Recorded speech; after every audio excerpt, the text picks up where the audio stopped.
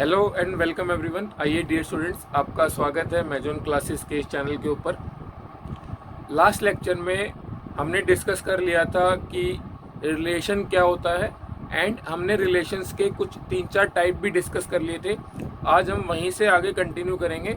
आज हम जो टाइप डिस्कस करने जा रहे हैं रिलेशंस के, वहाँ से बोर्ड्स ने ऑलमोस्ट हर बार क्वेश्चन पूछा है। तो आज का टॉपिक आपके लिए बहुत बहुत बहुत इंपॉर्टेंट होने वाला है। ये वाली चीज़ जो आज हम 3 टाइप की रिलेशन स्पेसिफिकली डिस्कस करने वाले हैं, reflexive relation, symmetric relations and transitive relations. ये वाली चीज़ आपने 11th क्लास में भी बेसिक फॉर्म में पढ़ी होंगी।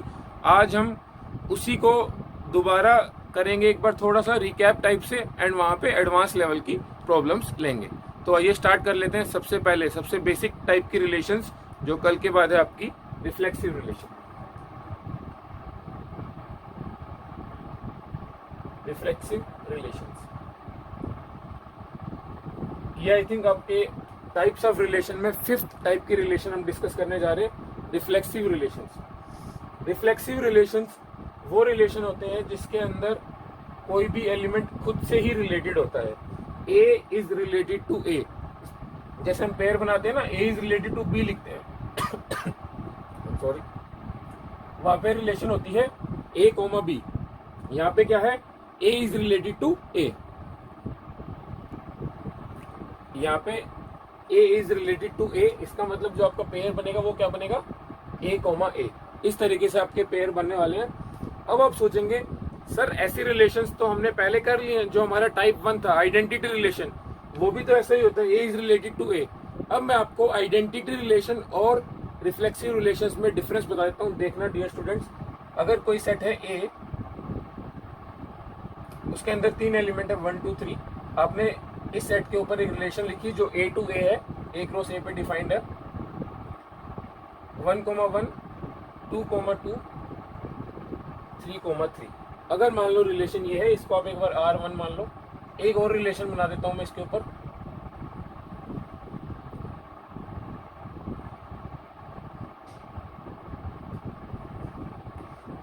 एक थर्ड टाइप की रिलेशन भी डिस्कस कर लेते हैं। वहां से आपको एकदम क्रिस्टल क्लियर आइडिया हो जाएगा कि आइडेंटिटी और रिफ्लेक्सिव रिलेशंस में क्या डिफरेंस होता है। देखो R1 की अगर हम बात करें, A is related to A, 1 1 से रिलेटेड है, 2 2 से रिलेटेड है, 3 3 से रिलेटेड है, हर एलिमेंट रिलेटेड है खुद से ही। तो ये वाली रिलेशन आपकी आइडेंटिटी रिलेशन भी है प्लस रिफ्लेक्सिव रिलेशन भी है। ये वाली रिलेशन आपकी आइडेंटिटी प्लस रिफ्लेक्सिव दोनों है। लेकिन अगर आप R2 के अंदर देखेंगे, R2 के अंदर 1 1 है, 2 2 है, 3 3 है। अब अगर खाली यहां तक होता तो ये रिलेशन आइडेंटिटी होती, लेकिन यहाँ पे एक और पेयर है 1 2 ये पेयर एक्स्ट्रा हो गया। अब ये रिलेशन आइडेंटिटी रिलेशन नहीं रही, अब ये रिलेशन खाली रिफ्लेक्सिव रिलेशन है। आइडेंटिटी रिलेशन की खास बात क्या होती है, जो भी एलिमेंट है वो खुद से ही रिलेटेड होना चाहिए एंड उसके अलावा और कोई रिलेशन उस एलिमेंट की नहीं होनी चाहिए। लेकिन अगर आप यहाँ पे देखेंगे तो 1 की रिलेशन 2 के साथ भी है, तो 1 की रिलेशन खाली 1 के साथ अगर होती तो वो रिलेशन आइडेंटिटी होती, अगर 2 के साथ है तो वो रिलेशन आइडेंटिटी नहीं है। ये रिलेशन रिफ्लेक्सिव जरूर है, क्योंकि रिफ्लेक्सिव रिलेशन होने के लिए एक ही कंडीशन है, 1 1 2 2 3 3। उसके अलावा अगर कोई एलिमेंट है तो भी कोई दिक्कत नहीं है तो भी कोई दिक्कत नहीं है। तो ये रिलेशन खाली रिफ्लेक्सिव है। अगर आप यहाँ पे देखेंगे R3 के अंदर 1 तो 1 से रिलेटेड है, 2 2 से रिलेटेड है, लेकिन 3 3 से रिलेटेड नहीं है। एक एलिमेंट बच गया ना जो खुद से रिलेटेड नहीं है। तो ये वाली रिलेशन ना तो आइडेंटिटी है और ना ही रिफ्लेक्सिव है। ये वाली रिलेशन आइडेंटिटी नहीं है, खाली रिफ्लेक्सिव है। ये वाली रिलेशन आइडेंटिटी भी है एंड रिफ्लेक्सिव भी है। तो आई होप आपको रिफ्लेक्सिव रिलेशन का फंडा समझ आ गया होगा। रिफ्लेक्सिव रिलेशंस की क्या डेफिनेशन है वो एक बार मैं फिर से लिख देता हूँ। R इज इक्वल टू, ये इस तरीके से होती है, A comma A for all A belonging to A। इसका मतलब है हर एलिमेंट खुद से रिलेटेड होगा। ये वाला जो साइन होता है उल्टा A, उल्टा लटका हुआ A, इसका मतलब होता है फॉर ऑल, हर A के लिए जो भी सेट A से आएगा। इसका मतलब हो गया कि जैसे 1 1 आ गया, 3 3 आ गया, अगर मान लो 2 2 नहीं आया तो ये वाली रिलेशन रिफ्लेक्सिव नहीं होगी, क्योंकि हर एलिमेंट जो भी A सेट से है उसका खुद के साथ पेयर होना चाहिए। ये है मेन डेफिनेशन रिफ्लेक्सिव रिलेशन की। अब इसको नोट कर लीजिए एंड डेफिनेटली आपको तीनों एग्जांपल से समझ जरूर आ गया होगा कि रिफ्लेक्सिव और आइडेंटिटी रिलेशन में क्या डिफरेंस होता है। नोट कर लीजिए इसको। नेक्स्ट टाइप ऑफ रिलेशंस आपकी सिमेट्रिक रिलेशंस। सिमेट्रिक रिलेशंस,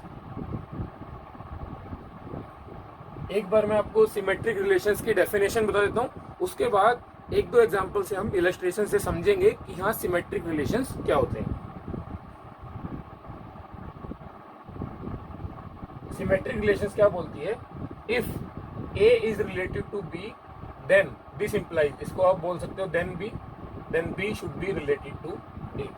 देखो सिमेट्रिक रिलेशन क्या बोलती है, अगर कोई एलिमेंट ए बी से रिलेटेड है, इसका मतलब बी ए से रिलेटेड होना चाहिए, बी ए से रिलेटेड होना चाहिए। इसका मतलब क्या है, अगर ए बी आपका कोई पेयर बन रहा है, अगर ए बी आपका कोई पेयर बन रहा है तो बी ए पेयर भी उस रिलेशन के अंदर होना चाहिए। अगर ऐसा नहीं है तो फिर वो रिलेशन सिमेट्रिक नहीं होगी। फॉर एग्जाम्पल अगर मान लो कोई रिलेशन इस तरीके से डिफाइंड है 1,2 1,3, अगर आप ध्यान से देखेंगे यहाँ पे 1,2 का पेयर बन रहा है, सिमेट्रिक रिलेशन होने के लिए यहाँ पे 2,1 भी होना चाहिए था, लेकिन यहाँ पे 2,1 नहीं है, इसका मतलब ये वाला रिलेशन सिमेट्रिक नहीं है। अब एक सिमेट्रिक रिलेशन का एग्जांपल देता हूँ आपको। मान लो कुछ इस टाइप की रिलेशन है, यहाँ पे देखो 1 1 से रिलेटेड है तो इसको आप उल्टा करोगे तब भी सेम ही रहेगा। 1 3 से रिलेटेड है तो 3 1 से रिलेटेड होना चाहिए। 1 3 का पेयर है तो 3 1 का पेयर भी होना चाहिए। हाँ, ये रिलेशन आपकी सिमेट्रिक है। अगर किसी रिलेशन के अंदर एक पेयर भी सिमेट्रिक नहीं है तो वो पूरी रिलेशन सिमेट्रिक नहीं होगी। आपको एग्जांपल देता हूँ एक, मान लो आपने रिलेशन को जिस तरीके से लिखी, यहाँ पे 1 2 है तो 2 1 है, यहाँ पे 1 3 है तो 3 1 भी है, लेकिन सपोज यहाँ पे 2 3 है एंड 3 2 नहीं है। 1 2 है 2 1 है, 1 3 है 3 1 है, 2 3 है 3 2 नहीं है, तब भी ये रिलेशन सिमेट्रिक नहीं है। सिमेट्रिक रिलेशन होने के लिए ये वाली कंडीशन हर पेयर के ऊपर एप्लीकेबल है। अगर एक रिलेशन के अंदर बहुत सारे पेयर बन रहे हैं और खाली एक भी नहीं बन रहा, तब भी वो रिलेशन सिमेट्रिक नहीं होगी। सिमेट्रिक होने के लिए सारे रिलेशंस को सिमेट्रिक होना पड़ेगा। इसका मतलब अगर ए बी के साथ रिलेशन बना रहा है तो बी की ए के साथ रिलेशन होनी चाहिए। आपको प्रैक्टिकल लाइफ से एक एग्जांपल दे देता हूँ। अगर मान लो दो लाइन है L1 L2, आपने पेयर बनाया L1 is parallel to L2, ये लाइन इसके पैरेलल है, पेयर बन गया L1, L2। अब अगर आप इसकी सिमेट्रिसिटी चेक करेंगे तो L2 भी तो L1 के पैरेलल होगा ही होगा। L1 L2 के पैरेलल है तो L2 भी L1 के पैरेलल होगा। सिमिलरली अगर आप इसको कॉमन लैंग्वेज में सोचेंगे कि L1 is perpendicular to L2, एक लाइन दूसरी के परपेंडिकुलर है तो दूसरी लाइन भी पहली के परपेंडिकुलर आ जाएगी। सिमिलरली आप सिमेट्रिक रिलेशंस के बहुत सारे एग्जांपल सोच सकते हो। ऐसा यूजुअली होता ही है कि अगर ए बी से रिलेटेड है तो बी ए से भी रिलेटेड होगा। अगर ऐसा नहीं होता तो वो रिलेशन सिमेट्रिक रिलेशन नहीं होगी। नोट कर लीजिए इसको। नेक्स्ट है आपका, next type of relations are transitive relations. Transitive relations, देखो ट्रांजिटिव रिलेशन एक बार मैं आपको सिंपल लैंग्वेज में लिख के समझा देता हूँ, फिर हम इसकी ऑफिशियल डेफिनेशन लिखेंगे एंड इसको एक एग्जांपल के थ्रू समझ लेंगे। अगर किसी रिलेशन के अंदर ए बी से रिलेटेड है, A is related to B and B is related to C, B जो है सी से रिलेटेड है, then this implies A should be related to C. अगर ए बी से रिलेटेड है, बी सी से रिलेटेड है तो ए भी सी से रिलेटेड होना चाहिए। अगर ऐसा है तो ये रिलेशन, ये वाली जो रिलेशन है वो ट्रांजिटिव होगी। अगर ऐसा नहीं है तो ये रिलेशन ट्रांजिटिव नहीं होगी। एक बार हम सिंपल एग्जांपल से समझ लेते हैं। जैसे आपको पता है, मान लो कोई रिलेशन इस तरीके से हो, A is equal to B and B is equal to C. इसका साफ साफ मतलब है कि ए सी के बराबर होगा ही होगा। ए बी के बराबर है, ए बी के बीच में रिलेशन होगी। बी सी के बराबर है, बी और सी के बीच में रिलेशन होगी। इन दोनों से हम इजीली बोल सकते हैं कि ए सी के बराबर होगा ही होगा, तो ए और सी के बीच में भी रिलेशन होगी। इसका मतलब अगर मान लो आपने कोई रिलेशन इस तरीके से डिफाइन करी, इक्वालिटी, तो ये रिलेशन क्या होगी? ये रिलेशन ट्रांजिटिव रिलेशन होगी। ट्रांजिटिव रिलेशन होने के लिए ये वाली कंडीशन दोनों होनी चाहिए एंड फिर अगर ये वाली कंडीशन सेटिस्फाई हो रही है तो फिर वो रिलेशन ट्रांजिटिव हो जाएगी। मैं आपको एक और एग्जांपल देता हूँ। अगर मान लो आप पैरेलल लाइंस का सोचेंगे, देखो मान लो इस तरीके से तीन लाइन है L1 L2 L3, 3 line parallel है। L1 और L2 का पेयर बन गया क्योंकि ये दोनों पैरेलल है। हमने रिलेशन डिफाइन करी, one line is parallel to other. दूसरा पेयर क्या है, L2 L3 का पेयर बन गया भाई, L1 L2 के पैरेलल है, L2 L3 के पैरेलल है, तो इन दोनों से हम लिख सकते हैं कि L1 L3 के पैरेलल होगी ही होगी। इसका मतलब जो रिलेशन इनके बीच में पैरेलल वाली वो क्या है, ट्रांजिटिव रिलेशन है, ट्रांजिटिव रिलेशन है। अब मैं आपको इसका एक काउंटर एग्जांपल देता हूँ। मान लो आपने रिलेशन डिफाइन करी L1 is perpendicular to L2, ठीक है, L1 is perpendicular to L2, तो L1 और L2 का पेयर बन गया, ठीक है। दो लाइन ड्रॉ कर लेते हैं ऐसे जो परपेंडिकुलर है, और यहाँ पे हम खाली 2D की बात कर रहे हैं, L1 is perpendicular to L2, ठीक है। अब मान लो आपने एक और पेयर बना दिया कि L2 is perpendicular to L3। अब L2 के परपेंडिकुलर अगर आपको लाइन खींचेंगे तो इस टाइप से आएगी, L2 is perpendicular to L3। लेकिन अब इस रिलेशन को ट्रांजिटिव होने के लिए क्या होना पड़ेगा, L1 L2 के परपेंडिकुलर है, L2 L3 के। तो अगर ये रिलेशन ट्रांजिटिव है तो L1 L3 के परपेंडिकुलर आनी चाहिए, मतलब इनके बीच में पेयर बनना चाहिए। लेकिन आप खुद देखो L1 तो L3 के पैरेलल आ गई, परपेंडिकुलर नहीं आई। इसका मतलब L1 और L3 का पेयर नहीं बन रहा। इसका मतलब ये वाली जो रिलेशन थी परपेंडिकुलर वाली रिलेशन ट्रांजिटिव रिलेशन नहीं है। ये वाले दोनों एग्जांपल से शायद आपको चीजें समझ आ रही होंगी कि ट्रांजिटिव रिलेशन क्या मतलब होता है। If A is related to B and B is related to C implies A is related to C। तो इसको आप ऐसे लिख लीजिए, अगर किसी रिलेशन के अंदर AB का पेयर है, BC का पेयर है, तो AC का पेयर होना ही चाहिए। अगर AC का पेयर नहीं है इसका मतलब वो रिलेशन ट्रांजिटिव नहीं है। ये वाली चीज आप नोट कर लीजिए। देखो स्टूडेंट, आपके सामने एक एग्जांपल लिखा हुआ है। इस एग्जांपल के थ्रू डेफिनेटली मैं आपको बता पाऊंगा, बहुत अच्छे समझा पाऊंगा कि कौन सी रिलेशन रिफ्लेक्सिव, सिमेट्रिक, ट्रांजिटिव होती है एंड हम उनको कैसे आइडेंटिफाई करेंगे। देखो एक रिलेशन दे रखी है आपको 3 3 6 6 9 9 12 12 6 12 3 9 be a relation on set A is equal to 3 6 9 12। एक सेट है 3 6 9 12, उससे ये रिलेशन बनी है। Then check if the relation is reflexive, symmetric, transitive और नॉट। ये रिलेशन आपको चेक करनी है कि इन तीनों में से कौन सी है, एक से ज्यादा भी हो सकती है। देखो अगर सबसे पहले हम रिफ्लेक्सिव चेक करना स्टार्ट करेंगे, ए सेट दे रखा है 3 6 9 12। रिफ्लेक्सिव होने के लिए क्या, उस रिलेशन का खुद के साथ ही पेयर होना चाहिए, 3 का 3 के साथ, 6 का 6 के साथ, 9 का 9 के साथ, 12 का 12 के साथ। ये वाले चारों पेयर इस रिलेशन के अंदर हमको दिख रहे हैं। इसका मतलब ये वाली रिलेशन आपकी रिफ्लेक्सिव तो जरूर है, ये वाली रिलेशन आपकी रिफ्लेक्सिव जरूर है। अब देखिए सिमेट्रिसिटी चेक करते हैं। जो ये पेयर रिफ्लेक्सिव बन रहे हैं इनके ऊपर तो सिमेट्रिसिटी चेक करने का मतलब ये तो होंगे ही होंगे। अगर 3 3 से रिलेटेड है तो 3 भी 3 से रिलेटेड है, A related to B, B related to A, तो इनके लिए चेक करने की जरूरत नहीं है। अब देखो 6 इज रिलेटेड टू 12, 6 और 12 का पेयर बन रहा है। अगर इस रिलेशन को सिमेट्रिक होना है तो 12 6 पेयर भी होना चाहिए। अगर 6 12 है तो 12 6 भी होना चाहिए, लेकिन 12 6 यहाँ पे है नहीं, 12 6 है नहीं यहाँ पे। इसका मतलब ये रिलेशन सिमेट्रिक नहीं है, ये रिलेशन सिमेट्रिक नहीं है। रिफ्लेक्सिव हमने चेक कर लिया, ये रिलेशन सिमेट्रिक नहीं है। अब देखो इसकी ट्रांजिटिविटी के लिए चेक करते हैं कि ये रिलेशन ट्रांजिटिव है या नहीं। देखो ट्रांजिटिव होने के लिए क्या कंडीशन होती है, if A is related to B and B is related to C, this implies A should be related to C। A B हो एंड BC भी हो तब AC होना चाहिए। अब देखो 6 12 है, 12 का किसी के साथ पेयर बन रहेगा, 12 का 12 के साथ बन रहा है, 6 12 है, 12 12 है, तो 6 12 होना चाहिए, 6 12 है। यहाँ पे आपकी ट्रांजिटिव होने की कंडीशन फेल नहीं हो रही है, ट्रांजिटिव होने की कंडीशन फुलफिल हो रही है। 6 12 है, 12 12 है, तो A related to B, B related to C, A related to C होना चाहिए, 6 12 होना चाहिए, 6 12 है, तो ये कंडीशन सेटिस्फाई होगी। आगे वाला पेयर आप चेक करेंगे, 3 9 है, 3 9 है, 9 का क्या पेयर बन रहा है, 9 9, तो A related to B, B related to C, तो A रिलेटेड टू C आ गया, 3 9 होना चाहिए, हाँ 3 9 है। इसका मतलब ये रिलेशन आपकी ट्रांजिटिव रिलेशन है। ट्रांजिटिव रिलेशन आपको चेक करने के लिए उसके ना होने के रीजन ढूंढने हैं। अगर वो ना होने के रीजन आपको नहीं मिल रहे तो इसका मतलब ऑब्वियसली वो ट्रांजिटिव रिलेशन है। ये एक क्वेश्चन सोल्व करने का डिस्ट्रक्टिव मेथड है, ये यूजुअली मैथ्स के अंदर हम करते हैं। जो चीज हमको नहीं चाहिए वो हटा दो, जो चाहिए वो बच जाएगी, ऑब्वियस सी बात है। तो हमको ऐसे केस ढूंढने हैं जब A रिलेटेड टू B हो, B रिलेटेड टू C हो and A related to C ना हो, A रिलेटेड टू C ना हो, तब वो रिलेशन ट्रांजिटिव नहीं होगी। अगर मान लो आपको ऐसे कोई केस नहीं मिल रहे जहाँ पे ए बी का पेयर बन रहा हो, बी सी का बन रहा हो, ए सी का ना बन रहा हो, तो वो रिलेशन अपने आप ट्रांजिटिव रिलेशन है।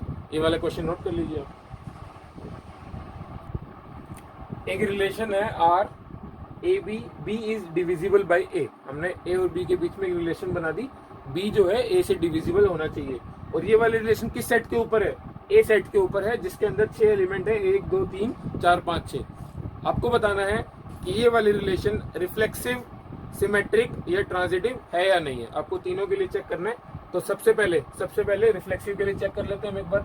सबसे पहले हम चेक कर लेते हैं रिफ्लेक्सिविटी। रिफ्लेक्सिविटी चेक करने के लिए देखो, आपके पास इस क्वेश्चन को करने के 2 तरीके हैं। यूजुअली मैं आपको यहाँ पे जो तरीका मोस्टली फॉलो होता है बोर्ड्स के अंदर वो बता देता हूँ। दूसरा तरीका मैं आपको बता दूंगा, लेकिन वो तरीका आपको फॉलो नहीं करना है। एक तरीका है कि B is divisible bye A। आप इस रिलेशन को यहाँ पे सेट बिल्डर फॉर्म में लिखी हुई है, आप इसको रोस्टर फॉर्म में लिख लीजिए। रोस्टर फॉर्म का मतलब जहाँ पे आप पेयर बना के लिखते हैं, बहुत सारे पेयर बनेंगे। अब 1 1 2 2 3 3, कोई नंबर खुद से तो डिविजिबल होता ही है। अगला क्या, 2 1 2 1 से डिविजिबल है, 3 1 4 1 1 से सारे डिविजिबल होते हैं। फिर किस टाइप के पेयर बनेंगे, 4 2 6 2, इस टाइप से आपके बहुत सारे पेयर बन जाएंगे। एंड आगे आने वाले क्वेश्चंस में क्या पता सेट बहुत सारे हो, तो आप आगे से इंडिविजुअल पेयर बना के रिलेशन नहीं बनाएंगे, आप उसको जेनरिक प्रूव कर लीजिए। वो बता देता हूँ मैं कैसे करते हैं। रिफ्लेक्सिविटी, अगर किसी रिलेशन को रिफ्लेक्सिव होना है तो ए का पेयर बनना चाहिए, वो एलिमेंट खुद से ही रिलेटेड होना चाहिए।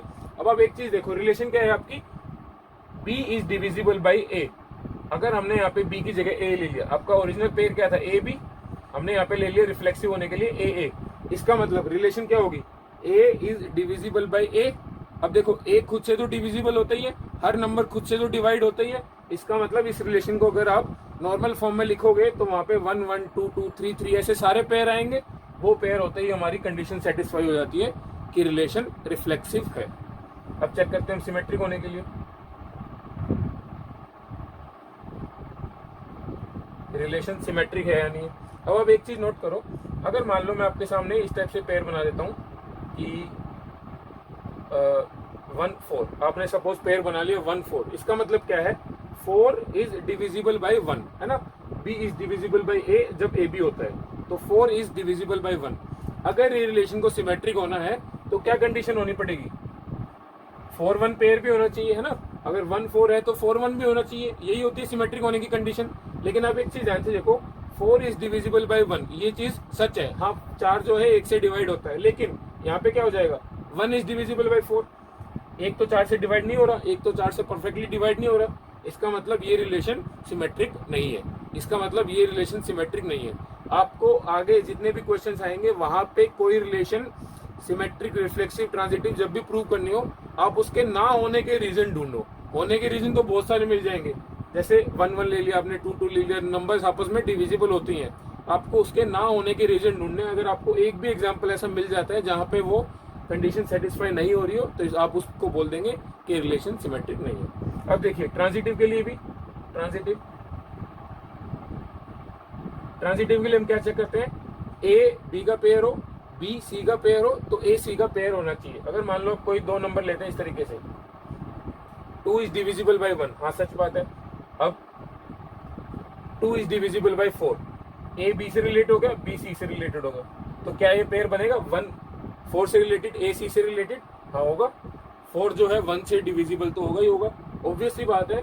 अगर A B से डिविजिबल है, इसका मतलब ये एक नेचुरल नंबर आएगा, परफेक्टली डिवाइड हो रहा है। एंड जो C है वो B से डिविजिबल है, B और C का पेयर बन गया, तो ऑब्वियसली जब आप इनको मल्टीप्लाई करेंगे C बाई A भी एक नेचुरल नंबर आएगा ही आएगा। तो अगर A B से डिवाइड हो रहा है, B C से डिवाइड हो रहा है, तो A C से डिवाइड होगा ही होगा। ये रिलेशन ट्रांजिटिव भी है। तो इसका मतलब अगर आपने तीनों के लिए चेक किया तो रिफ्लेक्सिव भी है, ट्रांजिटिव भी है, ये रिलेशन सिमेट्रिक नहीं है। ये आपका फाइनल आंसर, नोट कर लीजिए इस क्वेश्चन को। देखिए स्टूडेंट्स, आपके सामने एक और क्वेश्चन लिखा हुआ है। एक रिलेशन R हमने डिफाइन की है, R is equal to X Y का पेयर है। एक्स वाई जो है दोनों नेचुरल नंबर सेट से आ रहे हैं। x plus Y is equal to 10। R जो है आपको दे भी रखा है कि हाँ नेचुरल नंबर सेट से ही है, n क्रॉस n का सबसेट है। आपको बताना है कि ये रिलेशन रिफ्लेक्सिव, सिमेट्रिक या ट्रांजिटिव में से कौन कौन सी है, कौन कौन सी नहीं है। तो एक बार आप वीडियो को पॉज करें, क्योंकि अब आपको आइडिया हो गया है कि रिफ्लेक्सिव रिलेशन क्या होती है, सिमेट्रिक क्या होती है एंड ट्रांजिटिव क्या होती है। तो आप तीनों के लिए इंडिविजुअली चेक कर सकते हैं, हमने उसके 2-3 एग्जांपल कर भी लिए हैं। तो आप एक बार वीडियो को पॉज करें एंड इस क्वेश्चन को खुद सोचने का ट्राई करें। अगर आपने कर लिया है तो continue watching this video for solution.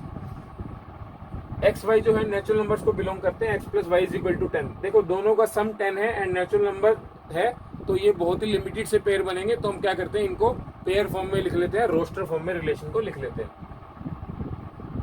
अगर आपने x की वैल्यू 1 ली तो y की वैल्यू अपने आप 9 आएगी, y की वैल्यू 9 आएगी। 1 + 9 इज इक्वल टू 10। x की वैल्यू 2 लेते ही ये 8 आएगी। सिमिलरली आप पेयर बना सकते हैं 3 7 4 6 5 5 6 4 7 3 8 2 9 1। इसके आगे आप नहीं जा सकते 10 0, क्योंकि y की वैल्यू अगर 0 आएगी तो वो नेचुरल नंबर में नहीं आता, इसीलिए हमने यहाँ पे 1 से स्टार्ट किया था। अब देखो आपको पता करना है कि ये रिलेशन रिफ्लेक्सिव है या नहीं है। अगर कोई रिलेशन n क्रॉस n में डिफाइंड है तो रिफ्लेक्सिव होने के लिए उसके अंदर कौन कौन से पेयर होने चाहिए, 1 1 2 2 3 3 4 4। हर नेचुरल नंबर का खुद के साथ रिलेशन होना चाहिए, तभी वो रिफ्लेक्सिव होगी, क्योंकि ये रिलेशन n क्रॉस n पे डिफाइंड है। रिफ्लेक्सिव होने की कंडीशन होती है कि सेट का हर एलिमेंट खुद से रिलेटेड होना चाहिए। वो साइन अगर आपको ध्यान होगा 4 ऑल था, एक भी एलिमेंट छूटना नहीं चाहिए। तो यहाँ पे 1 1 तो दिख ही नहीं रहा हमको, पहला एलिमेंट ही नहीं दिख रहा, इसका मतलब ये रिलेशन डेफिनेटली रिफ्लेक्सिव तो नहीं है, रिफ्लेक्सिव नहीं है, क्योंकि एक कंडीशन सेटिस्फाई नहीं हो रही। अब हम चेक करेंगे ये रिलेशन सिमेट्रिक है या नहीं है। सिमेट्रिक होने के लिए क्या कंडीशन होती है कि अगर 1 9 से रिलेटेड है तो 9 1 से रिलेटेड होना चाहिए, 9 1 है। 2 8 है तो 8 2 भी है। 3 7 है तो 7 3 भी है। 4 6 है तो 6 4 भी है। 5 5 है तो 5 5 तो है ही। तो इसका मतलब ये रिलेशन सिमेट्रिक है, क्योंकि अगर ए बी का पेयर बन रहा है तो बी ए बी जरूर पेयर बन रहा है। हमने यहाँ पे इंडिविजुअल हर एलिमेंट के लिए चेक कर लिया। अब बात करते हैं ट्रांजिटिव की। देखो ट्रांजिटिव की बात करने के लिए क्या कंडीशन होनी चाहिए, ए बी का पेयर है एंड बी सी का पेयर है तो ए सी का पेयर होना चाहिए। 1 9 से लिंक्ड है, 9 की सी से लिंक्ड है क्या, हाँ 9 1 से लिंक्ड है। ए बी से हो गया, बी सी से हो गया, तो 1 1 का पेयर होना चाहिए ए सी का। 1 1 का पेयर यहाँ पे नहीं है, इसका मतलब ये रिलेशन ट्रांजिटिव भी नहीं है। अगर आपको एक भी एग्जांपल ऐसा मिल गया, एक भी कंडीशन ऐसे मिल गई जहाँ पे रिलेशन ट्रांजिटिव नहीं होनी, आपको आगे चेक करने की जरूरत ही नहीं है, आप डायरेक्ट लिख दीजिए कि आगे ये रिलेशन ट्रांजिटिव नहीं होने वाली। जैसे एक और एग्जांपल ले लेते हैं, 2 8 A related to B, 8 2 B related to C. क्या ए रिलेटेड टू सी है, क्या 2 2 है, यहाँ पे 2 2 इस रिलेशन के अंदर नहीं है, इसका मतलब ये वाला रिलेशन ट्रांजिटिव भी नहीं है। तो ये आपका फाइनल आंसर, ये रिलेशन रिफ्लेक्सिव भी नहीं है, ट्रांजिटिव भी नहीं है, ये रिलेशन सिमेट्रिक है। नोट कर लीजिए इसको। देखिए स्टूडेंट्स, आपकी स्क्रीन के ऊपर एक और इंटरेस्टिंग बहुत ही बढ़िया शानदार क्वेश्चन लिखा हुआ है। ये वाला क्वेश्चन सीबीएसई के 2019 के सैंपल पेपर में था। 2019 के सैंपल पेपर में था। सैंपल पेपर का मतलब सीबीएसई हर साल अपनी वेबसाइट पे फाइनल एग्जाम होने से कुछ दिन पहले एक सैंपल पेपर रिलीज करता है, जहां से स्टूडेंट्स को आइडिया लगे कि पेपर का पैटर्न क्या होने वाला है, किस टाइप से क्वेश्चन आएंगे। इसका सैंपल पेपर का यह मतलब बिल्कुल नहीं होता कि वहां से उठ के क्वेश्चन फाइनल पेपर में आने वाला है, वहां से क्वेश्चन कभी नहीं आता है। ये सीबीएसई जस्ट एक टेंटेटिव आइडिया देता है बच्चों को कि इस तरीके से आपको प्रिपेयर करना है, ऐसे ऐसे क्वेश्चन आएंगे। तो ये क्वेश्चन सीबीएसई 2019 के सैंपल पेपर में आया हुआ था 4 मार्क्स का। देखो मैं क्वेश्चन एक्सप्लेन कर देता हूँ। एक पेयर है ए बी जो R1 रिलेशन को बिलोंग कर रहा है। इफ एंड ओनली इफ, इसका मतलब है कि R1 रिलेशन यहाँ पे दे रखी है 1 + AB should be greater than 0, greater than 0 for all AB belonging to R। AB belonging to R, इसका मतलब ऑब्वियस सी बात होगी जो रिलेशन R1 आपकी दे रखी है वो आपकी रियल नंबर सेट को बिलोंग करती है, R क्रॉस R को वो बिलोंग करती है। तो क्योंकि दोनों एलिमेंट रियल नंबर से आ रहे हैं तो R1 जो रिलेशन है वो R क्रॉस R पे डिफाइन होगी। Show that R1 is reflexive symmetric but not transitive. Reflexive symmetric but not transitive, ये चीज आपको प्रूव करनी है। तो सबसे पहले इसको रिफ्लेक्सिव शो कर लेते हैं। रिफ्लेक्सिव होने के लिए A रिलेटेड टू B, इसका मतलब क्या है, A होना चाहिए, वो एलिमेंट खुद से ही रिलेटेड होना चाहिए। यहाँ पे रख दो 1 + A × A should be greater than 0, 1 + A² should be greater than 0। अब आप एक चीज नोट करो, A एक रियल नंबर है।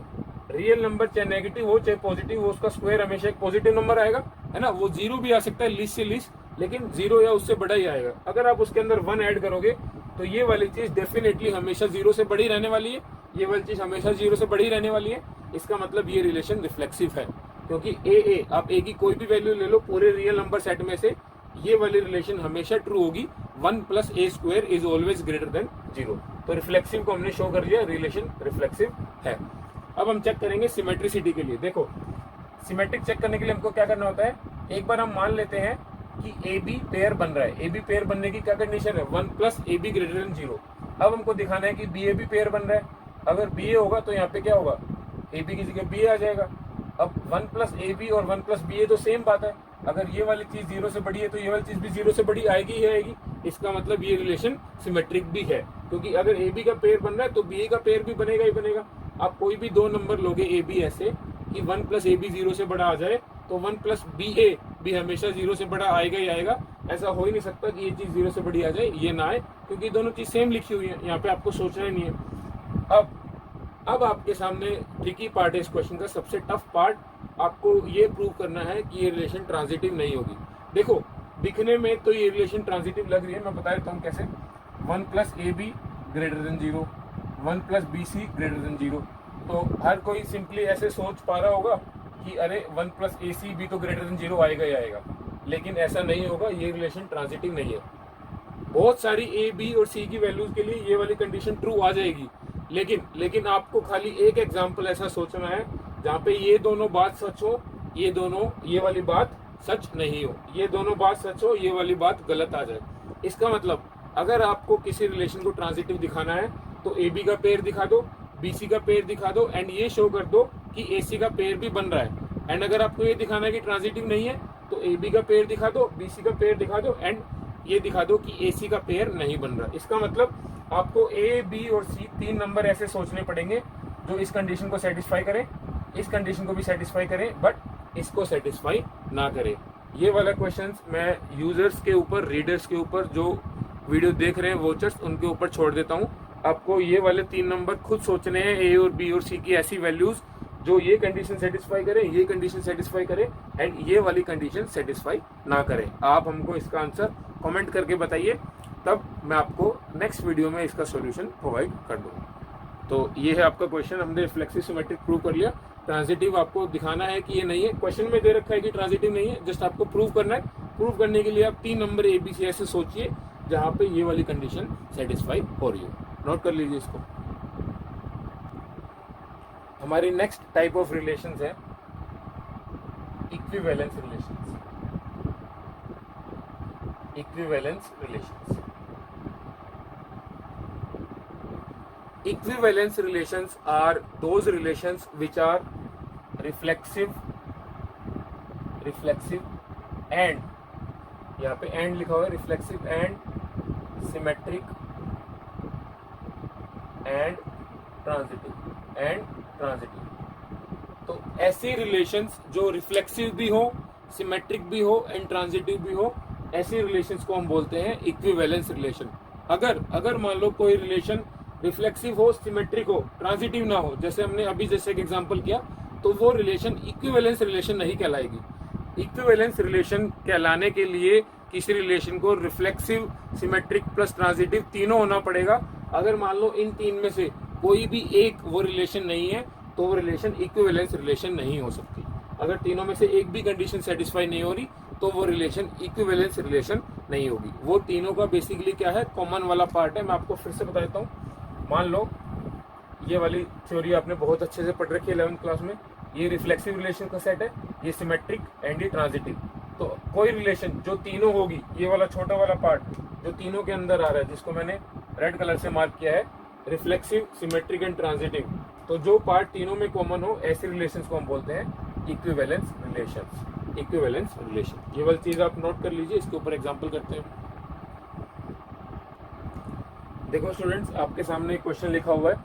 ये वाला क्वेश्चन ऑल इंडिया सीबीएसई में 2015 या 16 में पूछा जा चुका है, 4 नंबर का गेम, क्योंकि यहाँ से अगर क्वेश्चन आएगा तो 4 नंबर का ही आएगा डेफिनेटली। एक बार आप क्वेश्चन रीड करिए। Prove that a relation in set A दे रखा है 1 2 3 4 5 गिवन बाई रिलेशन डिफाइन कर रखी है, ए बी का पेयर है, such that A minus B का मॉडुलस, ये जो दोनों बार है ये मॉडुलस रिप्रेजेंट कर रहे हैं, आपको पता है, ए माइनस बी का मोड इज डिविजिबल बाई 2। ये रिलेशन डिफाइन करी, आपको प्रूव करना है कि ये रिलेशन इक्विवेलेंस रिलेशन है।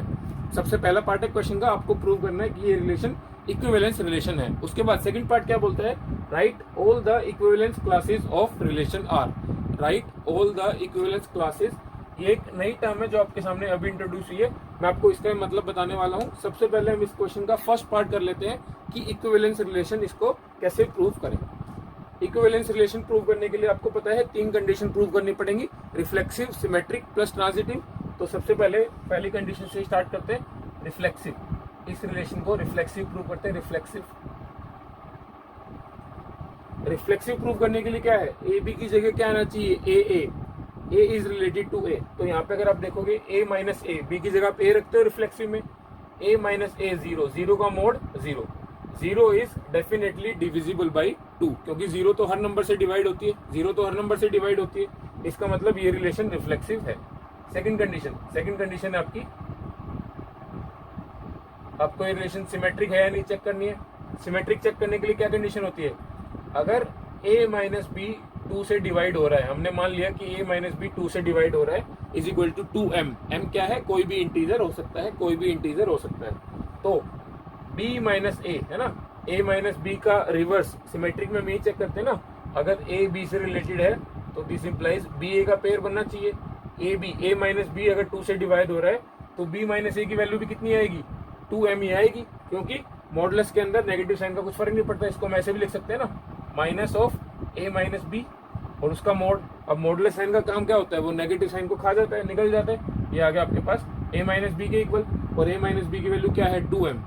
अगर a माइनस बी 2 से डिविजिबल है तो b माइनस ए भी 2 से डिविजिबल होगा ही होगा, क्योंकि यहाँ पे मॉडुलस साइन लगा हुआ है। तो आई होप आपको ये वाली चीज समझ आ गई होगी, ये रिलेशन सिमेट्रिक भी है। थर्ड पार्ट, इस रिलेशन को भी ट्रांजिटिव प्रूव करना है ना, ट्रांजिटिव प्रूव करना है। देखो ट्रांजिटिव प्रूव करने की कंडीशन में फिर से बताता हूँ, ए बी का पेयर बन रहा हूँ, बी सी का पेयर बन रहा हूँ, ए सी का पेयर बनना चाहिए। इसका मतलब ए माइनस बी जो है 2 से डिवाइड हो रहा है, हमने एज्यूम कर लिया 2m, अगेन m कोई भी इंटीजर हो सकता है। फिर दूसरी कंडीशन क्या है, बी माइनस सी भी 2 से डिवाइड होना चाहिए, यहाँ पे हमने मान लिया 2n, कोई और पेयर बन रहा है। अब हमको प्रूव क्या करना है, कि a minus C should also भी इक्वल टू 2 टाइम्स समथिंग का मतलब है कि हाँ ये भी 2 से डिवाइड हो रहा होगा। यहाँ पे नंबर कोई भी आ जाए पी क्यू आर एस, उससे हमको फर्क नहीं पड़ता, खाली 2 से डिवाइड हो रहा है, ये वाली चीज हमको प्रूव करनी है। देखो अगर a माइनस बी का mod is equal to 2m है, मोड को कैसे ओपन करते हैं, मोड हटा दो एंड सामने वाली साइड आप प्लस माइनस लगा दो। अब स्क्वायर रूट लेते जब ऐसे ही करते हैं ना, y is equal to X square, जब आप दोनों suppose Y square is equal to X की पावर 4 है, आप दोनों साइड स्क्वायर रूट लेंगे, y is equal to plus minus X square, आप इस तरीके से साइन प्लस माइनस का लगा देते हैं ना। तो यहाँ पे हमने लिख दिया प्लस माइनस 2m। सिमिलरली यहाँ पे कितना आ जाएगा, b minus C is equal to plus minus 2n, है ना, मोड ओपन कर दिया। अब हम क्या करेंगे, हम इक्वेशन को ऐड कर दो, ये कितना आ जाएगा, a minus C, b cancel हो जाएगा, plus minus 2m plus minus 2n, ये इस तरीके से आ जाएगा, plus minus 2m plus minus 2n। अब देखो यहाँ से आप 2 डेफिनेटली कॉमन ले सकते हो, अगर आप मोड लगाओगे तो एक प्लस माइनस हट जाएगा, 2m प्लस माइनस 2n, यहाँ से आप 2 कॉमन लोगे। अब देख सकते हो कि a माइनस सी का मोड 2 से तो डिवाइड हो ही रहा है, a माइनस सी का मोड 2 से डिविजिबल है, एंड यही आपको प्रूव करना था। ए बी का पेयर बन गया, बी सी का पेयर बन गया, ए सी का पेयर भी बन रहा है, इसका मतलब ये रिलेशन ट्रांजिटिव भी है, तो अगर ये रिलेशन रिफ्लेक्सिव भी है, सिमेट्रिक भी है, ट्रांजिटिव भी है, तो ये रिलेशन डेफिनेटली इक्विवेलेंस रिलेशन है। यहाँ तक आपका 4 में से 3 नंबर का काम हो गया है, 1 नंबर का काम, एक पार्ट अभी बचा है, write all the equivalence classes of R. इसका क्या मतलब होता है, मैं एक्सप्लेन कर देता हूँ एक बार आपको। इक्विवेलेंस क्लास का मतलब होता है कि जब आप इस रिलेशन को रोस्टर फॉर्म में लिखेंगे, तो क्या क्या पेयर बनेंगे, देखो 2 से डिवाइड होंगे जो पेयर,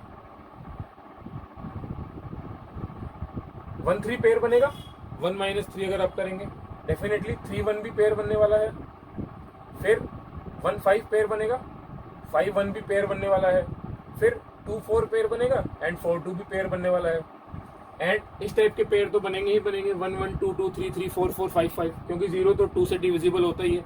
यहाँ पे आपको इक्विवेलेंस क्लास का मतलब क्या है, जब आप इस टाइप के एलिमेंट लिखेंगे, जितने यूनिक से यूनिक, जितने एलिमेंट ए के मैक्सिमम से मैक्सिमम इस क्लास के अंदर आ सकते हैं, तो इक्विवेलेंस क्लास के अंदर कौन कौन से एलिमेंट आएंगे, अगर आप उसको ए सेट मान लेते हैं, या कोई भी और सेट मान लीजिए, बी सेट अगर आपने उसको मान लिया तो 1 3 5 1 3 5 का एक पेयर बनेगा, क्योंकि आप इनमें से कोई भी दो एलिमेंट ले लीजिए, ये वाली कंडीशन सेटिस्फाई हो रही है, एंड 2 4 आप इन दोनों में से कोई भी एक एलिमेंट ले लीजिए, ये वाली कंडीशन सेटिस्फाई हो रही है। मान लो 1 3 5 में से आपने 1 3 ले लिया, तो चाहे 1 - 3 कर लो, चाहे 3 - 1 कर लो, 2 से डिविजिबल हो रहा है, या 1 - 5 कर लो, 5 - 1 कर लो, या 3 5 ले लो। सिमिलरली यहाँ पे एक पेयर बनेगा 2 4। तो ये है आपकी equivalence class of R. Equivalence class को भी आपको एक सेट में ही रिप्रेजेंट करना है, एक सेट के अंदर ही रिप्रेजेंट करना है। इक्विवेलेंस क्लास का क्या फंडा है, ये वाली चीज मैं आपको और एक एग्जांपल के थ्रू समझा देता हूँ, वहां से आपको चीज और क्लियर हो जाएगी। एक और क्वेश्चन आपके सामने, ए सेट आपको दे रखा है, एक्स जो है इंटीजर से आएगा एंड एक्स की वैल्यू 0 से लेके 12 तक होनी चाहिए, 0 एंड 12 भी इंक्लूडेड है। आर एक रिलेशन डिफाइन करी A B such that a - b is a multiple of 4। यहाँ पे भी मॉडुलर साइन लगा है, इसका मतलब आप a - b करो या b - a करो, वो सारा पॉजिटिव ही हो जाने वाला है। Is a multiple of 4। Find the equivalence class of 2। इसके अंदर क्वेश्चन का एक और पार्ट था, prove that this relation is an equivalence relation. वो वाली चीज आप प्रूव कर लोगे, क्योंकि इज ए मल्टीपल ऑफ 4 का मतलब है इज डिविजिबल बाय 4, है ना, एक ही बात है, इज डिविजिबल बाय 4। तो ये वाला क्वेश्चन अभी हम जस्ट किया है, वहां पे हमने 4 की जगह 2 लिया था। यहाँ पे सेट भी थोड़ा अलग है। आपको क्या निकालना है, इस एलिमेंट का, 2 एलिमेंट का इक्विवेलेंस क्लास निकालना है। देखो 2 एलिमेंट का इक्विवेलेंस क्लास निकालने का क्या मतलब है, find all the elements in R which are related to 2। आपको R के अंदर सारे ऐसे एलिमेंट निकालने हैं जो 2 से रिलेटेड है, ये मतलब होता है इक्विवेलेंस क्लास का। जब आप इक्विवेलेंस रिलेशन लिखेंगे इस सेट के ऊपर, उसको रोस्टर फॉर्म में लिखेंगे, तो 2 से कौन कौन से एलिमेंट कनेक्टेड होंगे वो एलिमेंट आपको निकले हैं, वो होता है इक्विवेलेंस क्लास ऑफ एलिमेंट 2। देखो सबसे पहले तो दो से रिलेटेड तो होगा ही होगा, दो से रिलेटेड तो होगा ही होगा, है ना, क्योंकि 2 - 2 0 is a multiple of 4 definitely है। और कौन कौन से नंबर आएंगे, 0 आएगा क्या, 2 - 0 4 से डिवाइड नहीं होता। 1 आएगा क्या, 1 भी नहीं आएगा। 3 4 5 6 आएगा, फिर 2 6 आएगा, है ना, 6 आएगा डेफिनेटली, क्योंकि 2 - 6 भी 4 आएगा, 6 - 2 भी 4 आएगा, मॉडुलस लगा हुआ है, तो ये 4 से डिविजिबल है। सिमिलरली अगर आप चेक करोगे तो 2 10 आएगा। उसके बाद 11 12 आप कोई भी नंबर चेक करो, 4 से डिविजिबल नहीं आएगा। तो 2 से रिलेटेड कौन कौन से एलिमेंट आए, 2 6 एंड 10। तो ये वाली चीज आपकी क्या हो गई, इक्विवेलेंस क्लास ऑफ सेट 2। इसका मतलब ऐसे एलिमेंट्स का सेट, find all the elements in R which are related to 2। अगर आपको 2 का इक्विवेलेंस क्लास निकालना है, इसका मतलब आपको वो सारे एलिमेंट निकालने हैं जो इस रिलेशन के अंदर 2 से जुड़े हुए हैं, जो 2 के साथ रिलेटेड है। ये मतलब होता है इक्विवेलेंस क्लास का। बहुत ही सिंपल सा कंसेप्ट है। कई बार क्वेश्चन में आ जाता है कि खाली इस रिलेशन को इक्विवेलेंस प्रूव करो, कई बार ये एक नंबर का पार्ट भी ऐड कर दिया जाता है, तो टोटल क्वेश्चन आपका 4 नंबर का बन जाता है। नोट कर लीजिए इसको। देखो डियर स्टूडेंट्स, आपके सामने एक और क्वेश्चन लिखा हुआ है, ये भी ये लगा लो पूरे रिलेशंस वाले टॉपिक का सबसे टफ एंड सबसे इंपॉर्टेंट क्वेश्चन है। आई थिंक सीबीएसई ने 2 या 3 बार इसको पिछले 10 साल में पूछ लिया है। ये question latest he I think CBSE 2015 या 16 में 4 नंबर का आया था। एक रिलेशन है R जो n cross n natural number के सेट पे डिफाइंड है। A B is related to C D. देखो अभी तक हम जो क्वेश्चन करते आए थे वहां पे आपने कुछ इस टाइप की चीजें देखी थी, ए इज रिलेटेड टू बी। एक एलिमेंट दूसरे एलिमेंट के साथ रिलेशन बना रहा था। यहाँ पे थोड़ी सी यूनिक चीज है, यहाँ पे एक ऑर्डर्ड पेयर दूसरे ऑर्डर्ड पेयर के साथ रिलेशन बना रहा है। तो इन दोनों चीजों में आप डिफरेंस समझिए। यहाँ पे एक पेयर दूसरे पेयर के साथ रिलेशन बना रहा है, यहाँ तक अभी तक हम एक एलिमेंट के साथ रिलेशन बना रहा था, वो वाली चीज पढ़ते आए हैं। ये रिलेशन किस तरीके से डिफाइंड है कि अगर AD into B plus C is equal to BC into A plus D हो जाए तो AB का पेयर CD से रिलेटेड हो जाएगा। ये रिलेशन की डेफिनेशन दे रखी है। क्वेश्चन ये था, prove that this is an equivalence relation. आपको ये रिलेशन इक्विवेलेंस रिलेशन प्रूव करनी थी। देखो क्वेश्चन में आधी डिफिकल्टी तो यहीं पे खत्म हो जाती है जब हमको पता चल जाए कि करना क्या है एंड क्वेश्चन का रिजल्ट क्या आने वाला है, आउटपुट क्या आने वाला है। अगर मान लो इसी क्वेश्चन को इस तरीके से पूछ लिया जाता कि find out whether this relation is equivalence और नॉट, तो ये वाला क्वेश्चन आपके लिए कई गुना डिफिकल्ट हो जाता। हालांकि क्वेश्चन सेम है अगर आपसे ये पूछ लिया जाता कि पता लगाओ कि ये रिलेशन इक्विवेलेंस है या नहीं है, तो फिर आप सोच में पड़ जाते। लेकिन क्वेश्चन इस तरीके से आया था कि प्रूव करो कि ये रिलेशन इक्विवेलेंस है। आपको एंड रिजल्ट तो पता है कम से कम, अब आपको चीजें प्रूव करनी है। लेकिन अगर मान लो इस तरीके से क्वेश्चन आ जाता कि पता लगाओ इक्विवेलेंस है या नहीं है, तो फिर आप बहुत सारे कंफ्यूजन में रहते कि क्या पता रिफ्लेक्सिव निकले या निकले, रिफ्लेक्सिव हो जाए तो सिमेट्रिक निकले ना निकले, क्या पता मैंने एग्जाम में कोई गलती ना करती हो। तो इस टाइप से चीजें कंफ्यूजिंग हो जाती हैं। अगर आपके पास कोई क्वेश्चन इस तरीके से आ जाए कि प्रूव दैट, ये चीज आपको प्रूव करनी है, मतलब वो चीज सही आने वाली ही है, तो आपके लिए क्वेश्चन बहुत ईजी हो जाता है। यहीं पे आपको इसी तरीके से क्वेश्चन दिया गया है, आपको प्रूव करना है कि ये रिलेशन इक्विवेलेंस है। तो सबसे पहले ये सिमेट्रिक रिफ्लेक्सिव प्रूव कर लेते हैं इसको। Reflexive first condition, reflexive prove करने के लिए क्या कंडीशन होती है कि कोई पेयर खुद से ही रिलेटेड होना चाहिए, कोई पेयर खुद से ही रिलेटेड होना चाहिए, तभी वो रिलेशन रिफ्लेक्सिव होती है। देखो, एक तो इन नंबर्स को मैं थोड़ा सा तरीके से रीअरेंज कर लेता हूँ। यहाँ पे ये मल्टीप्लाई में है, प्लस में है, चीजें सिंप्लीफाइड नहीं लग रही। आप क्या करो, आप ABCD से डिवाइड कर दो दोनों तरफ, डिवाइड बाई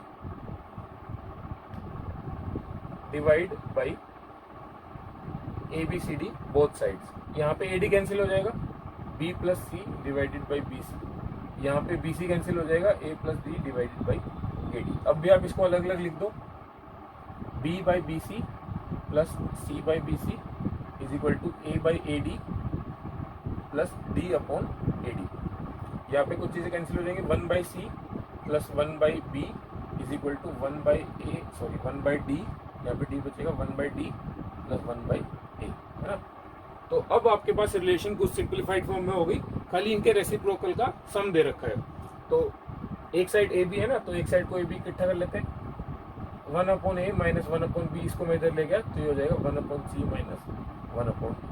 बेसिकली आपके पास ये रिलेशन है AB related to CD, AB related to CD, 1 upon A minus 1 upon B is equal to 1 upon C minus 1 upon D। अब देखो, अगर आपको ये रिलेशन रिफ्लेक्सिव प्रूव करनी है तो AB का AB के साथ ही पेयर बनना चाहिए ना, AB का AB के साथ ही पेयर बनना चाहिए। कंडीशन के हिसाब से 1 upon A minus 1 upon B should be equal to 1 upon A minus 1 upon B। अरे ये तो हमेशा इक्वल है ही है, 0 इज इक्वल टू 0 है ना, 0 इज इक्वल टू 0, इसका मतलब ये रिलेशन रिफ्लेक्सिव है। अभी हमने प्रूव कर लिया ये रिलेशन रिफ्लेक्सिव है। आइए चेक कर लेते हैं सिमेट्रिक है या नहीं। सिमेट्रिक, अगर ये रिलेशन आपको सिमेट्रिक करनी है तो क्या कंडीशन होनी चाहिए, अगर AB जो है CD से रिलेटेड है, दिस इंप्लाइज CD भी AB से रिलेटेड होना चाहिए, है ना। ये आपस में चेंज हो जाते हैं ना, अगर A B से रिलेटेड है तो B A से रिलेटेड होना चाहिए, AB अगर CD से रिलेटेड है तो CD AB से रिलेटेड होना चाहिए। तो यहाँ पे हमने क्या किया, यहाँ पे हमने खाली इनका ऑर्डर चेंज कर दिया। तो 1 upon C minus 1 upon D is equal to 1 upon A minus 1 upon B, 1 upon C minus 1 upon D is equal to 1 upon A minus 1 upon B। ये वाली चीज आपको दे ही रखी थी, इसका मतलब ये वाली चीज जो ये वाला रिजल्ट है वो बेसिकली यहाँ से आ रहा है। ये वाली चीज आपने एज्यूम कर ली कि ट्रू है, तो आपने CD रिलेटेड टू AB भी शो कर दिया, क्योंकि इसी को घुमा के लिखा हुआ है ये वाली चीज। इसका मतलब ये रिलेशन सिमेट्रिक भी है, इसका मतलब ये वाली रिलेशन सिमेट्रिक है। आइए अब चेक कर लेते हैं रिलेशन ट्रांजिटिव है या नहीं।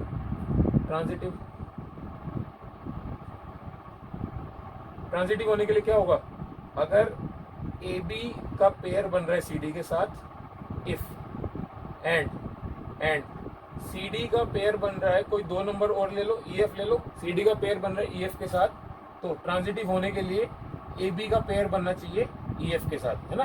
AB का पेयर बनना चाहिए EF के साथ। देखो, पहले हम ये दो कंडीशन लिख लेते हैं, उसके हिसाब से ये वाली चीज हमको प्रूव करनी है। ये वाली चीज लिखी हुई है यहाँ पे, ये वाली कंडीशन लिखी हुई है, इसको और लिख लेते हैं एक बार। इस कंडीशन को लिखेंगे तो क्या आएगा, 1 upon C minus 1 upon D is equal to 1 upon E minus 1 upon F। यही था ना रिलेशन में, 1 अपॉन ये नंबर माइनस 1 अपॉन ये इज इक्वल टू 1 अपॉन ये नंबर माइनस 1 अपॉन ये।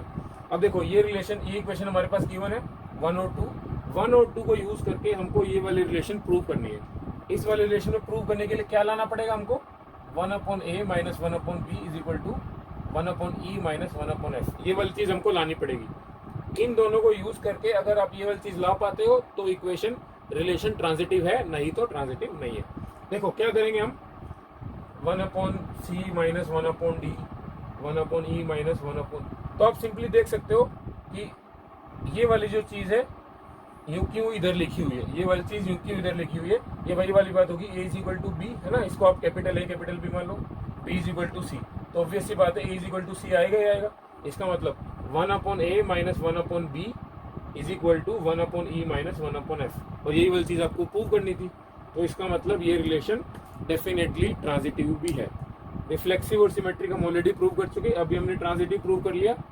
अगर कोई रिलेशन तीनों होती है तो वो डेफिनेटली एक इक्विवेलेंस रिलेशन होती है। Hence proved this relation is an equivalence relation. ये पूरे रिलेशंस वाली टॉपिक का सबसे इंपॉर्टेंट, सबसे बढ़िया, सबसे टफ क्वेश्चन था, 2-3 बार आ भी चुका है एंड डेफिनेटली दोबारा भी अगेन आ सकता है। बहुत इंपॉर्टेंट क्वेश्चन है, आप इसको नोट कर लीजिए, दोबारा समझ लीजिए। अब हम डिस्कस कर लेते हैं एक next type of relation which is known as anti symmetric relations. Anti symmetric relations, आपको सिमेट्रिक रिलेशंस डेफिनेटली याद हो गया होगा, हमने उसके 5-6 एग्जांपल कर दिए हैं। सिमेट्रिक रिलेशंस वो होती हैं कि अगर ए बी का पेयर बन रहा है तो बी ए का पेयर भी बनना चाहिए। If A is related to B, this implies B is related to A B मतलब बी ए। एंटी सिमेट्रिक क्या होता है?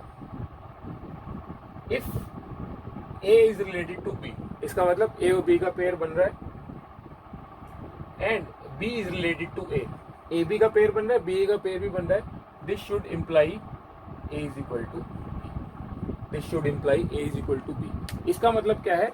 कोई रिलेशन में, किसी रिलेशन में अगर मान लो ए बी से रिलेट हो रहा है एंड बी ए से रिलेट हो रहा है, वो तभी होना चाहिए जब ए बी के इक्वल हो। अगर बी और ए बराबर नहीं है तो वो रिलेशन एंटी सिमेट्रिक रिलेशन नहीं होगी, वो रिलेशन एंटी सिमेट्रिक नहीं होगी। देखो एक एग्जांपल देता हूँ। मान लो कोई रिलेशन आपने इस तरीके से डिफाइन करी कि a minus B is always greater than equal to 0, a minus B is always greater than equal to 0, तो 1-2 का पेयर बन जाएगा। 1 माइनस 2 का मोड क्या है? 0 से बड़ा है डेफिनेटली। सिमिलरली 2-1 का पेयर भी बन जाएगा। 2 माइनस 1, 1 का mod 1 is greater than equal to 0। लेकिन क्या इसका ये मतलब है कि 2-1 के बराबर है? नहीं, बिल्कुल नहीं, 1-2 के बराबर नहीं होता। इसका मतलब ये रिलेशन एंटी सिमेट्रिक रिलेशन नहीं है। तो एंटी सिमेट्रिक रिलेशन ज्यादा इंपॉर्टेंट नहीं है एग्जाम पॉइंट ऑफ व्यू से। रेयरली ही सीबीएसई ने इसके ऊपर क्वेश्चन पूछा है, लेकिन बुक के अंदर गिवन था तो हमने भी इसको बेसिक इंट्रोडक्शन ले लिया। एंटी सिमेट्रिक रिलेशन वो होती है जहाँ पे ए बी से रिलेटेड हो एंड बी ए से रिलेटेड हो। ये तभी होगा जब ए बी के बराबर हो। अगर ये भी रिलेटेड है और 1-2 के बराबर नहीं है, मतलब ए बी के बराबर नहीं है, तो ये रिलेशन एंटी सिमेट्रिक नहीं होगी।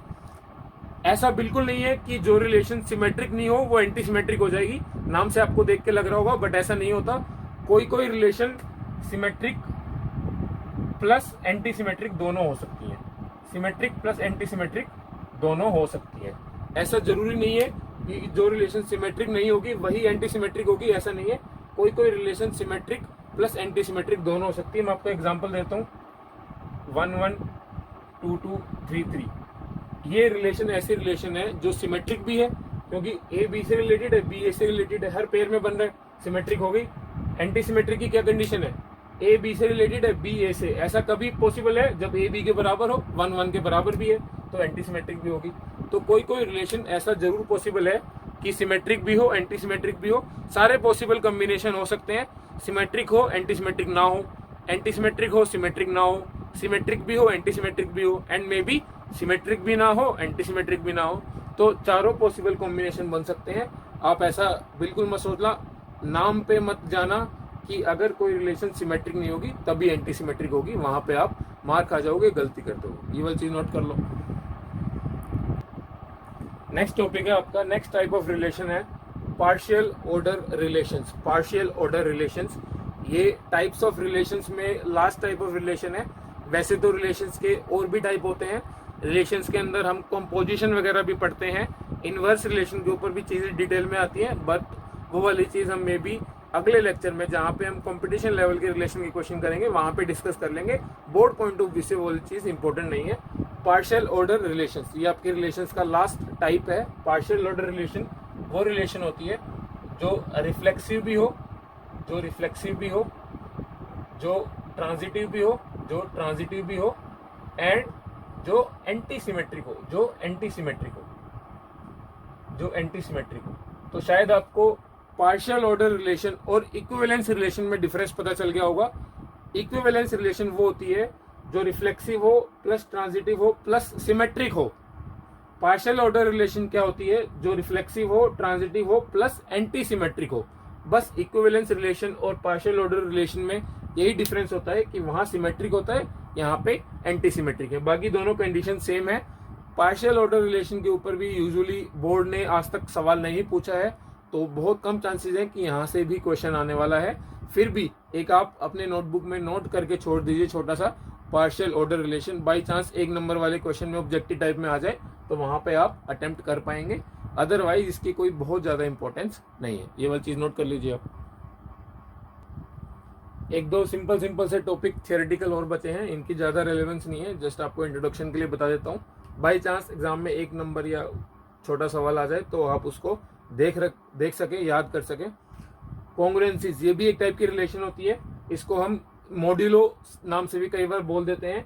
A is equal to B mod N, इसको हम इस तरीके से रिप्रेजेंट करते हैं। इसका मतलब क्या होता है, इसका मतलब होता है कि A minus B is divisible by N. A minus B is divisible by N. इसको आप इस भी तरीके से पढ़ सकते हैं, A is equal to B modulo N.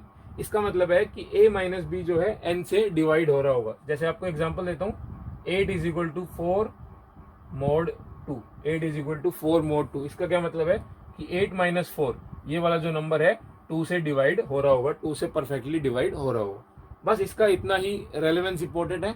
अगर मान लो आपको कोई रिलेशन मिल जाए इस तरीके से, A is equal to B mod N, तो आप प्रूव कर सकते हैं इजीली कि ये रिलेशन एक इक्विवेलेंस रिलेशन आएगी। मैं आपको ओरली बता देता हूँ, ओरली एक बार आपको समझा देता हूँ। A minus A, A is related to A है ना, यहाँ पे ए बी का पेयर बनेगा। A is related to A, reflexive relation prove कर रहे हैं, तो A माइनस ए, 0 से तो हर नंबर डिवाइड होगा, तो रिफ्लेक्सिव हो गई।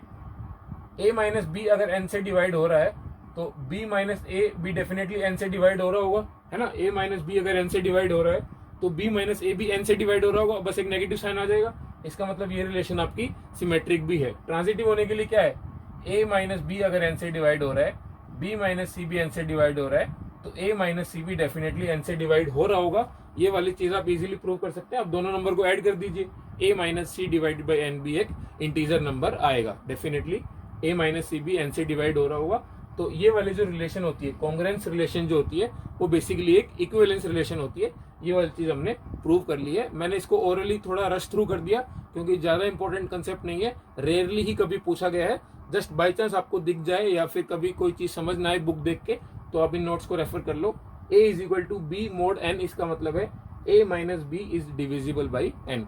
इस टॉपिक का बहुत ज्यादा इंपॉर्टेंट काम होता है PRMO, pre regional mathematic olympiad जैसे कंसेप्ट में, जहाँ पे हायर लेवल के डिफिकल्ट लेवल के क्वेश्चन पूछे जाते हैं। वहां पे ये वाली जो फंक्शन है वो काम आता है इस टाइप के क्वेश्चन सोल्व करने के लिए, जो आपके रिमाइंडर्स से रिलेटेड सवाल आते हैं, क्योंकि बेसिकली ये रिमाइंडर थ्योरम से ही जुड़ा हुआ है। नोट कर लीजिए इसको। जो आपका रिलेशंस वाला टॉपिक है, वहां से एक लास्ट कंसेप्ट बचा है, partition of A set. Usually इस वाले टॉपिक का रिलेशन से कोई ज्यादा लेना देना नहीं है, फिर भी हम इसको रिलेशंस में ही कवर करते हैं। पार्टीशन ऑफ ए सेट, मान लो आपके पास कोई सेट है जिसके अंदर कुछ एलिमेंट है, पांच एलिमेंट ले लीजिए आप, है ना। आपको इस सेट के पार्टीशन करने हैं, आपको इस सेट को ऐसे टुकड़ों में डिवाइड करना है। उन पार्टीशंस को हम नाम दे देते हैं x1, x2, x3। मान लो आपको इस सेट के 3 पार्टीशन करने हैं। पार्टीशन करने की कंडीशन क्या होगी, कंडीशन नंबर 1 कि x1 intersection x2 intersection x3, इसके अंदर कुछ एलिमेंट नहीं आना चाहिए। ये भी एंड साथ साथ ये आपस में भी डिसजॉइंट होने चाहिए, मतलब x1 x2 भी 5 होना चाहिए। इनके सारे परमुटेशन कॉम्बिनेशन जितने बन रहे हैं, बेसिकली कहने का मतलब क्या है कि x1, x2 और x3 के अंदर कोई भी एलिमेंट कॉमन नहीं आना चाहिए। आपको इस सेट को इन 3 सेटों में इस तरीके से पार्टीशन करना है कि तीनों के अंदर कोई भी एलिमेंट कॉमन ना आए। इनको हम बोलते हैं they are mutually disjoint set. Mutually disjoint का मतलब है कि इनके अंदर आपस में सारे सेट डिसजॉइंट है, एक सेट के अंदर भी दूसरे सेट से कोई एलिमेंट कॉमन नहीं मिलेगा। दूसरी कंडीशन क्या है, दूसरी कंडीशन ये है कि इन सबका यूनियन बेसिकली पूरे एक सेट के इक्वल आना चाहिए। अगर आप इसी चीज को ब्रेक कर रहे हो तो जब आप इनको जोड़ोगे तो ये पूरा आपको एज इट इज मिल ही जाएगा। सिंपल सी बात है कि अगर आप तीनों का यूनियन लोगे तो आपको वापस एक्स सेट मिल जाना चाहिए। तो ये होते हैं पार्टीशन। यहाँ पे आपको ले लीजिए, मान लो 1 ले लिया आपने, यहाँ पे आपने 2 4 ले लिया, यहाँ पे आपके पास क्या बचेगा फिर 3 और 5 बच गया। तो ये बेसिकली इसी सेट को पार्टीशन करना है आपको। जैसे आप अपने घर में रूम का पार्टीशन करते हैं, बीच में सपोज आपने दीवार लगा दी, तो एक रूम को बेसिकली आपने 2 रूम में डिवाइड कर लिया। अब सिंपल सी बात है, दोनों रूमों को जब आप ज्वाइन करोगे, बीच वाली पार्टीशन जब आप हटा दोगे तो पूरा रूम बन जाएगा। एंड दोनों रूम के बीच में कोई कॉमन चीज नहीं होती, कोई कॉमन फ्लोर एरिया दोनों रूम के बीच में नहीं होता। ये वाली दोनों कंडीशन सिंपल सी है। ये होता है partition of A set. I hope आपको रिलेशंस का बेसिक फंडामेंटल समझ आ गया होगा। हमने बोर्ड लेवल पे रिलेशंस के सारे क्वेश्चन कर लिए हैं, जितने भी पॉसिबल आते हैं आपके। मोस्टली जो अच्छे अच्छे क्वेश्चन सीबीएसई ने पीछे 10-12 साल में या हरियाणा बोर्ड ने पूछे हैं वो हमने कवर कर लिए हैं। मे भी रिलेशंस के ऊपर एक छोटा सा लेक्चर और डिवोट करेंगे, जो कि हार्डली 20-25 मिनट का होगा, जहाँ पे हम आज तक सीबीएसई के अलावा जो भी कंपटीशन एग्जाम है वहाँ पे क्वेश्चन पूछे गए रिलेशन से रिलेटेड, वो कवर कर लेंगे। आइए एक लास्ट क्वेश्चन करते हैं एंड इस लेक्चर को क्लोज करते हैं। नोट कर लीजिए आप ये वाली चीज। देखिए स्टूडेंट्स, आपके सामने क्वेश्चन लिखा हुआ है, find the number of possible equivalence relations defined on S cross S. एक सेट दे रखा है एस, जिसके अंदर 3 एलिमेंट है एबीसी। आप इन तीनों एलिमेंट से रिलेटेड एस क्रॉस एस पे कितनी रिलेशन मैक्सिमम बना सकते हो जो इक्विवेलेंस रिलेशन होनी चाहिए। देखो, अगर मान लो ये वर्ड नहीं होता, फाइंड द नंबर ऑफ खाली पॉसिबल रिलेशंस होता, तो आपका आंसर कितना आता, 2 रेज़ टू पावर mn होता है, n स्क्वायर हो जाता है। अगर सेम सेट पे हो तो ये हो जाता है 2 रेज़ टू पावर 3 का स्क्वायर 9। तो मैक्सिमम नंबर ऑफ रिलेशंस यहाँ पे आती है 2 रेज़ टू पावर 9। लेकिन उन रिलेशंस में सारे रिलेशन इक्विवेलेंस नहीं होगी ना, तो डेफिनेटली हमारे पास इक्विवेलेंस वर्ड आने से क्वेश्चन पूरा चेंज हो गया है। इक्विवेलेंस होने के लिए 3 कंडीशन है, reflexive plus symmetric plus transitive. ये तीनों कंडीशन सेटिस्फाई होनी चाहिए। आइए एक बार बनाना स्टार्ट कर देते हैं रिलेशन। सबसे पहले तो रिफ्लेक्सिव होने के लिए ये 3 पेयर तो आने ही आने चाहिए, है ना, ये 3 पेयर तो आने ही आने चाहिए। तो ये होगी हमारी रिलेशन नंबर 1। अगर इसके अंदर कुछ भी ऐड नहीं करेंगे तो अपने आप में ये इक्विवेलेंस है, क्योंकि रिफ्लेक्सिव भी है, सिमेट्रिक भी है एंड ट्रांजिटिव भी है। तो एक पेयर बन गया। ये मैनुअली काउंट करना पड़ेगा हमको, ए ए बी बी सी सी। अब देखो, अगर मान लो आपने इसके अंदर ए बी ऐड कर दिया, एक पेयर ऐड करते हैं, क्योंकि सेम रिलेशन तो दोबारा लिख नहीं सकते, कुछ ना कुछ पेयर ऐड करने पड़ेंगे। इससे मिनिमम रिलेशन तो हो नहीं सकती जो इक्विवेलेंस हो। ए बी ऐड कर दिया तो सिमेट्रिक होने के लिए बी ए भी जरूर ऐड करना पड़ेगा, है ना। ए बी ऐड कर दिया आपने तो सिमेट्रिक होने के लिए बी ए डेफिनेटली ऐड करना पड़ेगा। तो ये रिलेशन अब सिमेट्रिक प्लस ट्रांजिटिव दोनों हो गई। सिमिलरली अगर आप और रिलेशन बनाएंगे ए बी बी सी सी, अगर आपने यहाँ पे ए सी ले लिया तो सी ए आ जाएगा, ए सी ले लिया तो सी ए लेना पड़ेगा। अब ये रिलेशन अपने आप में डेफिनेटली एक सिमेट्रिक रिफ्लेक्सिव प्लस ट्रांजिटिव है, क्योंकि ए सी है, सी ए है और ए भी है। तो सारे यहाँ पे कंडीशन सेटिस्फाई हो रही है। Similarly A B B C C. अब आप ले लीजिए B C and C B. अगर आप बी सी ले रहे हैं तो सी बी भी डेफिनेटली आपको लेना पड़ेगा। 4 रिलेशन होगी। क्या आप और कोई रिलेशन ऐसी सोच पा रहे हैं जो इक्विवेलेंस हो और एबीसी से बन रही हो? हाँ, एक रिलेशन तो हमारी होती ही है जिसके अंदर हम इसका सारा पूरा मतलब एस क्रॉस एस पूरा कार्टेशियन प्रोडक्ट लिख दें, जो हमारी यूनिवर्सल रिलेशन होती है। A B B C C. A B है तो बी ए होना पड़ेगा, ए सी है तो सी ए होना पड़ेगा, बी सी है तो सी बी होना पड़ेगा। आप इससे ज्यादा रिलेशन इसके अंदर, हाँ, इसके अंदर अगर 3 एलिमेंट है तो 9 पेयर आएंगे। 9 पेयर से ज्यादा पॉसिबल ही नहीं है। तो ये यूनिवर्सल रिलेशन है। यूनिवर्सल है मतलब हर टाइप की रिलेशन पॉसिबल है। तो ये इक्विवेलेंस भी जरूर है, क्योंकि ए बी है, बी ए है, ए होना चाहिए, ए बी है, बी सी है तो ए सी भी होना चाहिए, ए सी भी है। तो अगर आप सारे एलिमेंट चेक करेंगे तो ये आपको ट्रांजिटिव भी मिलेगी। आप 5 से ज्यादा रिलेशन पॉसिबल नहीं बना पाएंगे यहाँ पे जो इक्विवेलेंस हो। तो आपका आंसर है 5। फिर भी अगर आपको लग रहा है कि आप बना पाओगे तो आपके लिए ये चैलेंज है। आप इन 5 रिलेशंस के अलावा कोई और एक ऐसी रिलेशन बना के दिखाओ इस सेट के ऊपर जो इक्विवेलेंस हो। और वो चैलेंज आप अगर पूरा कर पाते हैं तो डेफिनेटली आपको मैजॉन क्लासेस की तरफ से एक बहुत अच्छा सा बैग दिया जाएगा, जो जिसके ऊपर मैजॉन क्लासेस प्रिंटेड होगा। आप हमको कमेंट सेक्शन में ये दिखाइए। सो आज का लेक्चर हम यही वाइंड अप कर रहे हैं, क्योंकि हमने रिलेशन से रिलेटेड सारे क्वेश्चन ऑलमोस्ट कवर कर लिए, सारी टाइप ऑफ रिलेशन, आपके बुक की पूरी थ्योरी, पूरे एनसीईआरटी एंड ऑलमोस्ट सारे इंपॉर्टेंट क्वेश्चन जो सीबीएसई में 10 साल में पूछे गए हैं। अगर आपको ये वीडियो अच्छी लगी हो तो आप इस वीडियो को लाइक करें, इसके ऊपर कमेंट करें, हमारी वीडियो को शेयर करें एंड हमारे चैनल को सब्सक्राइब करें, ताकि आपको आने वाली वीडियोस डेफिनेटली अपने नोटिफिकेशन बार में ही दिख जाए। So thank you for watching this video.